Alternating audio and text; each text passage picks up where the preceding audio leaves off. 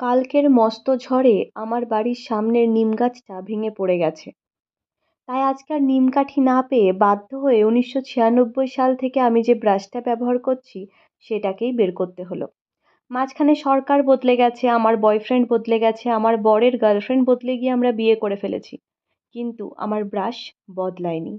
এরপর plate use করলে প্লেটটা আলটিমেটলি আমাকেই ধুতে হবে, তাই হাতটাই প্লেটের মতো করে ব্যবহার করে আমি স্যান্ডউইচটা খেয়ে ফেললাম। এরপর আমার কিছুই করতে আজকে ভাল লাগছিল না। মাঝে, মাঝে এমনটা হয়, কিছুই ভালো লাগে না। এরকম উটপটাং কিছু ছবি তুলে আমি এখানে আপলোড করে দিয়েছি। কি করব? কিছুই তো করছিলাম না। কিছু তো একটা ভিডিও বানাতে হবে, তাই এটাই বানিয়ে ফেলেছি। এই বিড়ালটা সারাক্ষণ ঘুমায়। এর নাম স্লিপিং ক্যাট। আমিও যদি এরকম ঘুমাতে পারতাম, উফ! জামাকাপড় তুলতে গিয়ে দেখলাম আবার সেই ভ্যানওয়ালাটা এসছে, যে কর্ণাটকী ভাষায় কী সব বলতে, বলতে বিক্রি করে। আজকে ভালো করে তাকিয়ে দেখলাম এরা বিক্রি করে শুকনো শিম, খোলা শুদ্ধ বাদাম ভাজা এইসব। বাইরে থেকে ঘরে আসার সময় দেখলাম আমার দরজাটার গায়েও সাইজ লেখা আছে, এল সাইজ। মানে আমার দরজাটা লার্জ সাইজের। তারপরে স্টিকারটা আমি আস্তে আস্তে তুলে ফেললাম।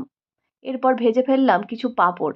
মাঝে মাঝে মনে হয়, যখন আমার প্রচণ্ড রাগ হয় সেটা দেখার পরেও কিছু কিছু মানুষ হালকা করে হেসে টিপ্পনি মেরে চলে যায়, তাদেরকে ঠিক এইভাবেই ডুবন্ত তেলে ভেজে কড়মড় করে চিবিয়ে খেয়ে ফেলি।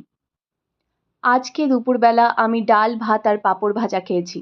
কারণ এর থেকে বেশি কিছু আমার ঘরে ছিল না। কারণটা আমি বহুবার আপনাদের জানিয়েছি, আমি প্রচণ্ডই গরিব। খাওয়া দাওয়ার পরে বহুদিনের পুরনো একটি পার্সেলকে আমি আজকে আনপ্যাক করতে চলেছি। এত উত্তেজনার কোনো কারণ নেই এত বড় বাক্স দেখে। কারণ আমি অনলাইন শপিং সাইটে অর্ডার করার আগে তাদেরকে বলে দিয়েছিলাম একটু বড় বাক্সতে ভরে পাঠাতে। যাতে মনে একটু আনন্দ হয়, মনে হয় আমি বড় কিছু অর্ডার করেছি, আমি অনেক বড়লোক। যাকগে, আজকে আর বেশি কথাবার্তা বাড়াবো না। দেখেছেন তো আমার কাছে কাঁচিও নেই, একটা স্ক্রুড্রাইভার দিয়ে আমি চেষ্টা চালিয়ে যাচ্ছি এই প্যাকেটটাকে খোলার।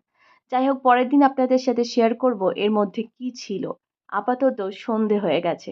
Good evening. টাটা। আসছি পরের গরিবের ব্লগ নিয়ে।